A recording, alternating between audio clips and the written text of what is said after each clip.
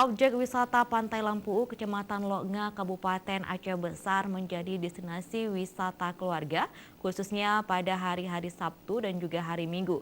Pengunjung tidak hanya wisatawan lokal, namun juga wisatawan dari luar Aceh untuk menghabiskan waktu libur mereka.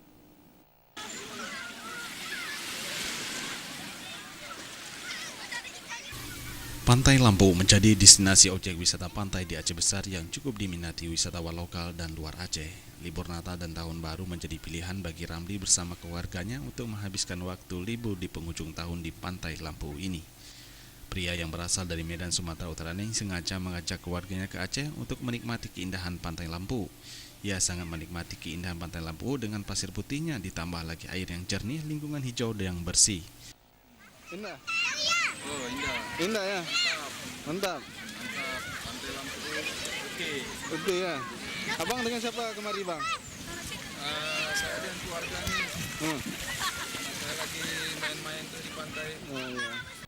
Ramli bersama anak-anaknya mengaku keindahan pesona alam Pantai Lampu tidak kalah dari Bali dengan lingkungan yang bersih. Ia sengaja memilih Pantai Lampu berlibur keluarga akhir tahun. Selain dekat dari Medan, Sumatera Utara, kuliner Aceh juga sangat digemarinya. Tim Liputan Aceh TV.